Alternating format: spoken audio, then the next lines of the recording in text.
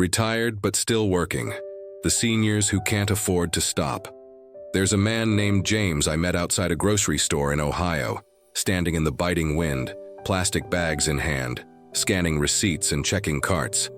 He was 76, his spine curved slightly to the right. His hands were cracked from years of physical work, and his eyes, well, they didn't quite carry the weariness you'd expect. They carried a kind of quiet grit. I asked him how long he'd worked there. He chuckled and said, "Long enough to retire twice, but only managed it once." That stayed with me. We grow up believing in a story. You work hard, raise a family, pay your dues, and then at a certain age, the world tells you it's time to rest. You've earned it. You get to sit back, breathe, maybe travel, watch your grandchildren grow. But somewhere along the way, the math stopped working. The promise unraveled. There are millions like James, men and women in their late 60s, 70s, even 80s, still waking up before the sun, punching in their hours, keeping themselves afloat on paychecks that barely cover rent, food, and medicine. Not because they want to stay busy, not because they're bored, but because they have to. You don't always see them. They're bagging your groceries, driving your bus, answering phones at small offices, changing sheets in motels, caring for strangers in nursing homes. Sometimes we look right past them. Sometimes, shamefully, we act like their time has passed, like they've missed their window. But here's what I see. Courage. Every shift worked through aching joints. Every smile offered despite the weight they carry. Every late-night cup of coffee before another early start. This is not the retirement they imagined, but it's the life they live with dignity. This story isn't about pity. It's about truth. It's about strength. It's about the real cost of aging in a system that too often forgets its elders. And maybe it's also about us, about how we see them, how we value them, and what kind of future we're building for ourselves. Because sooner than we think, we'll be in their shoes. And the world we shape today, it will be the one we walk through tomorrow. There was a time, not too long ago, when retirement was more than just a word. It was a promise. You worked 30, 40 years. Maybe you stayed loyal to one company the whole way through. You watched your paycheck shrink under taxes and deductions, but you didn't mind because that little sliver going into your pension was a ticket, a quiet assurance that when the day came, you could finally exhale. That promise, it's broken now. We still talk about retirement like it's this golden chapter. Travel, golf, quiet mornings with coffee on the porch, maybe a hobby you always wanted to try. But for millions of older Americans, that vision has vanished like smoke. Not because they didn't work hard enough, not because they failed to plan, but because the rules changed while they weren't looking. Pensions became rare. Social security checks don't stretch as far as they used to. Healthcare costs ballooned. Rent surged. And the price of simply staying alive, electricity, food, medication, keeps climbing higher than their fixed income can reach. Many did everything right, saved what they could, paid off their homes, lived modestly, but savings melt fast when a spouse gets sick, when inflation takes bites out of your grocery bill, when adult children fall on hard times and need help. And for those who couldn't save, because wages were too low, because they raised kids alone, because life threw curveballs, retirement never even felt like an option. It was just a word other people got to use. That's the truth we don't talk about enough. Retirement isn't always a reward. For too many, it's a deadline they can't meet. And so, they keep going. Not because they want to defy aging. Not because they fear boredom. But because bills don't retire, rent doesn't take a day off, and their bodies, however tired, still answer the call of survival. This isn't just an economic issue. It's emotional. It's spiritual. Imagine knowing you've given your best years to the workforce, only to realize that you'll never stop, that you may never get the rest you earned. Now ask yourself this: what kind of society lets that happen? Let me introduce you to a few people. Dolores is 74. She wears a red vest at a big box store in Indiana. If you've been there, she's probably greeted you with a smile, even if it was 6:15 in the morning. What you didn't see was the arthritis in her hands, the pain in her knees, or the way she had to stretch her medication to afford groceries. She clocks in 5 days a week because Social Security alone wouldn't cover her rent. Then there's Victor, a former machinist who now drives for a rideshare company in Houston. He's 79. Most passengers assume he's doing it to keep busy, but ask him and he'll tell you he needs the income. His pension dried up when the company folded, and though he never imagined driving strangers around at his age, he's grateful to have wheels and to still be sharp behind the wheel. Marta is 69. She works as a cafeteria server at an elementary school in New Mexico. Her back aches from years of labor, but the kids make her smile. She never complains. What she doesn't tell them is that, after her shift ends, she goes home to care for her adult son, who was injured in a workplace accident years ago. Retirement. She laughs at the word. And then there's Robert. He used to be a professor. Now he works part-time at a bookstore in Portland. He says it gives him purpose, and that's true. But it also gives him heat in the winter and food in the fridge. After caring for his ill wife for a decade, his savings disappeared. His voice still carries wisdom, but the lines around his eyes tell a quieter story. These are just 4, but they represent millions. These seniors are not anomalies. They're not rare exceptions. They're the faces behind the counters, the hands delivering packages, the hearts behind the wheel, the minds behind quiet desks in quiet offices. They didn't expect to still be working, but they show up, on time, every time. They fight fatigue with dignity. They navigate technology that was built for a younger generation. They swallow their pride when managers young enough to be their grandchildren give them instructions. And they do it with grace, with perseverance, with something that looks an awful lot like heroism. They are not working because they failed. They are working because the world moved on and forgot to take care of them. If you've ever wondered what resilience looks like, it's in the quiet determination of seniors who get up every morning and keep going, even when no one claps, even when no one sees, but we see them now. We hear their stories, and we'll keep telling them because their voices deserve to be known. There's a quiet cruelty in the way we talk about retirement in this country. We still tell people, just save, just plan ahead, just invest. But we forget the fine print. We forget that not everyone started on the same square, that the rules changed midway through the game, and many were never told. Once upon a time, pensions were a cornerstone of the American dream. You worked your years, and the company paid you back, not with applause, but with monthly checks and peace of mind. That model began disappearing in the late 20th century, replaced by 401ks and IRAs, systems that shifted responsibility from corporations to individuals. The problem? Most workers weren't equipped for that shift. Many jobs never offered retirement benefits to begin with. Millions of Americans worked low-wage, part-time, or gig-based roles that didn't include 401ks, much less employer matches.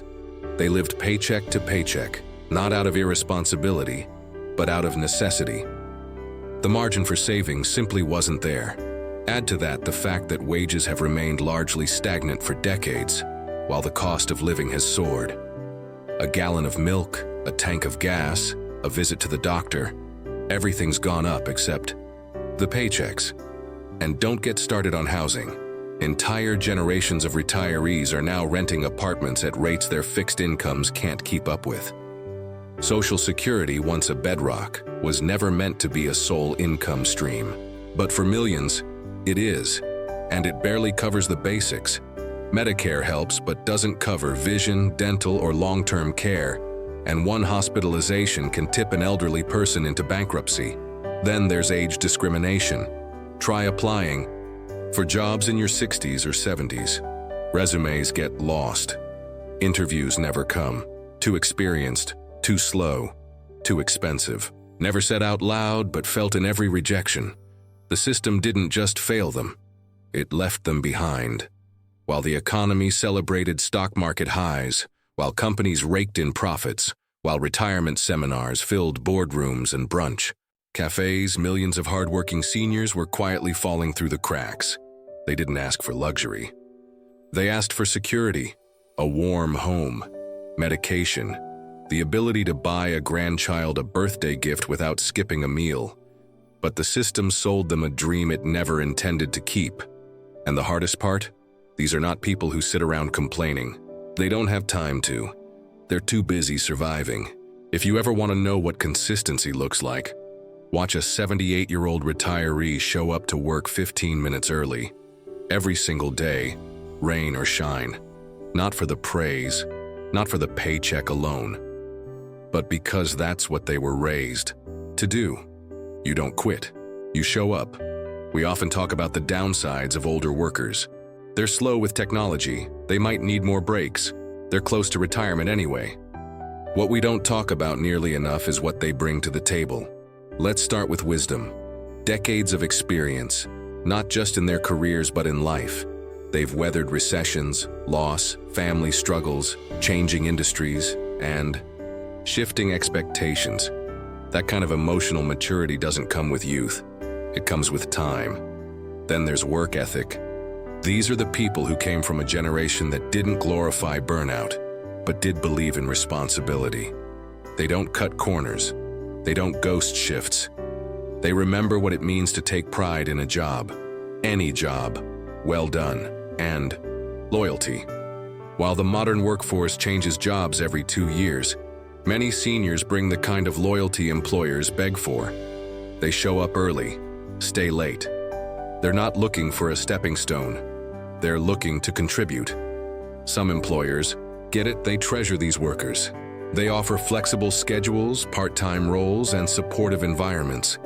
They know that older employees often become the heartbeat of their teams, mentoring younger staff, modeling patience, offering steady hands. But too often these strengths are overlooked. Older workers face subtle biases. They're talked over in meetings, passed over for roles, expected to do more for less. They become invisible in environments that prize speed over depth, novelty over experience. And yet, they keep going, with grace, with humor, with quiet strength. Take Linda, who works the front desk at a small-town hotel. Her hearing isn't perfect anymore, but she remembers every guest's name, always has tissues ready for crying bridesmaids, and knows how to calm a frustrated traveler with just a look. You can't train that. You earn it over decades.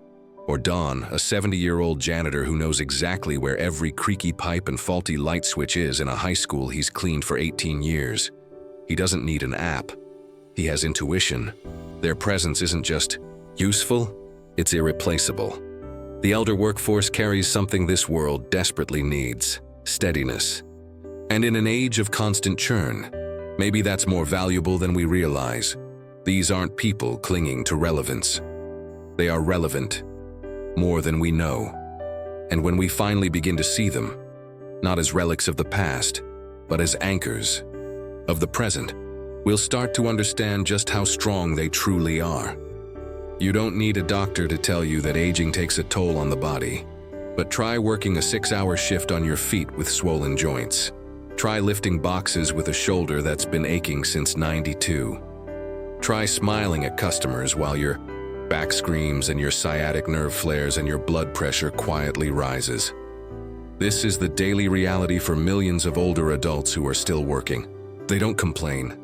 Most of them don't have the luxury to, but their bodies carry the weight, literally and figuratively. There's something about aging that the workplace isn't built for.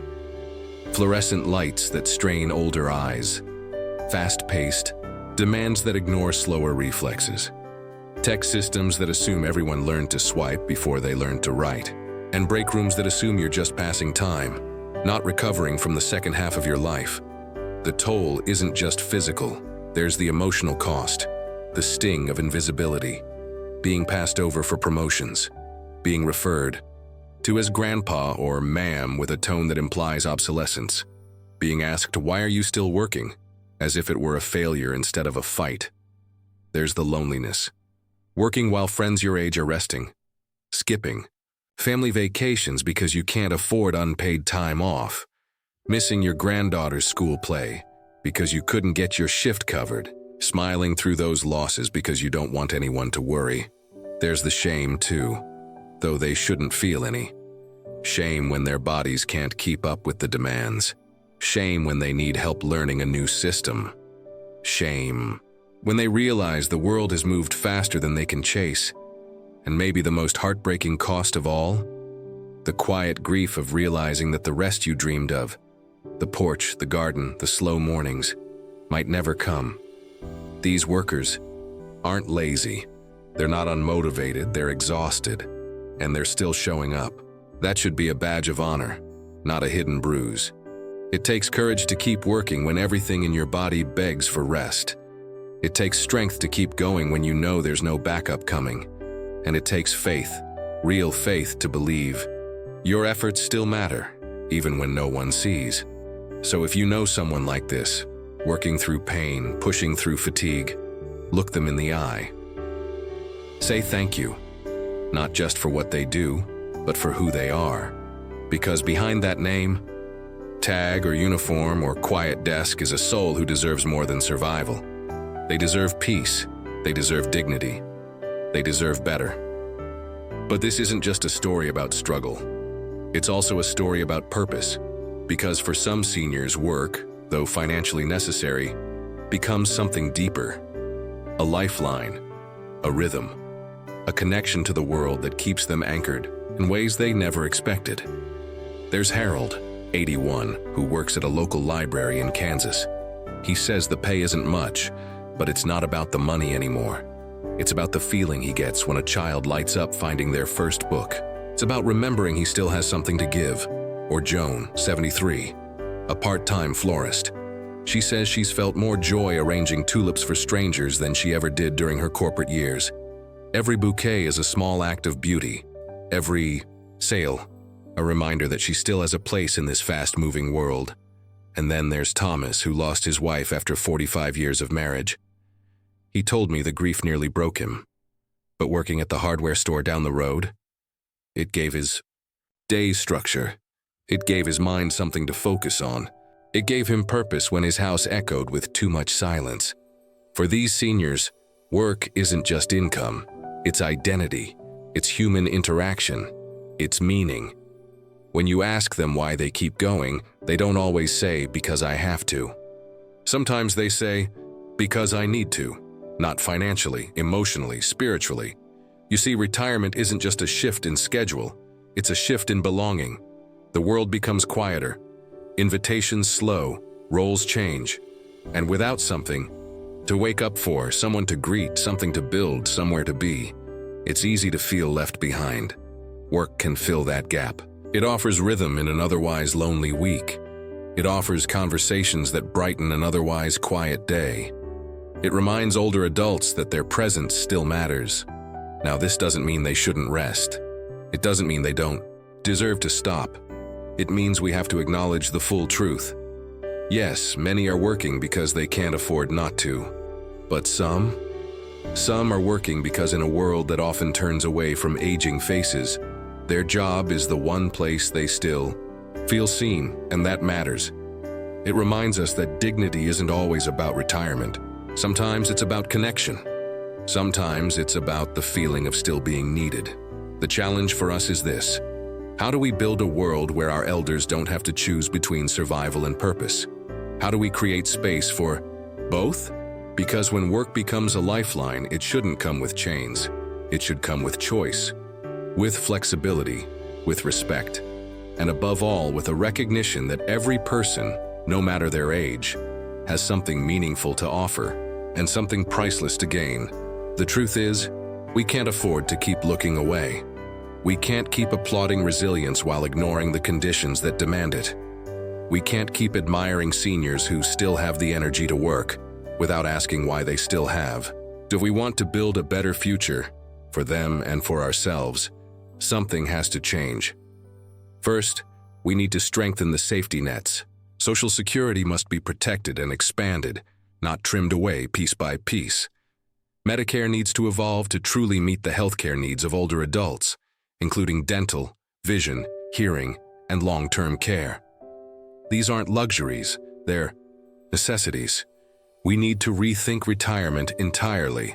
That means supporting savings options that work for everyone, not just high earners. Automatic enrollment, employer matching, and financial literacy from a young age must become the norm, not the exception. Wages need to reflect reality. The minimum wage has lagged far behind the cost of living. Raising it isn't just about younger workers. It's about seniors too, especially those in part-time, low-wage jobs that were never designed to sustain anyone, much less someone in their 70s. Age discrimination must be named and addressed. That means policy protections, yes, but also culture change. We need to stop assuming that age equals incompetence. Older workers are not a liability. They are a treasure trove of lived experience, maturity, and loyalty. We also need community. Programs that fill the gap. Local initiatives that provide part-time opportunities with dignity. Retraining resources tailored for older adults. And social support systems that help fight the isolation that often comes with both aging and working in silence. But let's bring this down to something even more personal. What you can do. If you own a business, create space for older employees. Be flexible, be respectful. If you manage a team, invite their voice to the table. They have wisdom you won't find in a spreadsheet. If you're a neighbor, check in. That older woman next door who seems like she's always running errands might be working 2 jobs. A small act of kindness, a ride, a conversation, a meal can matter more than you know. If you're a customer, be patient. The man ringing you up at the hardware store might be in pain. The woman scanning your groceries might have been up since 5. See them, thank them, treat them like people who matter, because they do. And if you're watching this thinking, I'm not there yet, remember one day you might be. The system we shape today, it's the one we inherit tomorrow. We owe it to our parents, our grandparents, and eventually to ourselves, to build a world where aging doesn't mean scraping by, where retirement doesn't mean fear, and where working in your 70s isn't a cry for help. It's a choice, not a necessity. There's a quiet heroism in the way they move. The 75-year-old unloading delivery boxes, the 82-year-old folding napkins at the diner, the 68-year-old standing at a school crosswalk, waving cars through as her back stiffens in the cold. They don't make headlines. They don't complain. They simply carry on. But if you listen closely, if you really see them, you'll notice something powerful. Not just the weariness, not just the ache, but the fire, the dignity, the deep, unwavering will to survive. They deserved better. And yet here they are, showing up, holding on, still giving what they can long after the world stopped giving back. And while this story begins with struggle, it ends with something far greater: respect. Because the seniors who can't afford to stop aren't weak. They're not burdens. They are the backbone of our neighborhoods. They are the threads holding together communities. They are the walking legacy of what it means to persevere. So as you finish this story, this window into their world, carry them with you. Let their stories inform the policies you support, the conversations you start, the empathy you offer. Let them remind you that aging is not a failure, needing help is not shameful, and working late into life is not a mark of weakness. It's a reflection of a world still catching up to its own values. We are all aging. One day, it may be our hands on the time clock, our bodies fighting fatigue, our faces waiting for someone to look up and smile.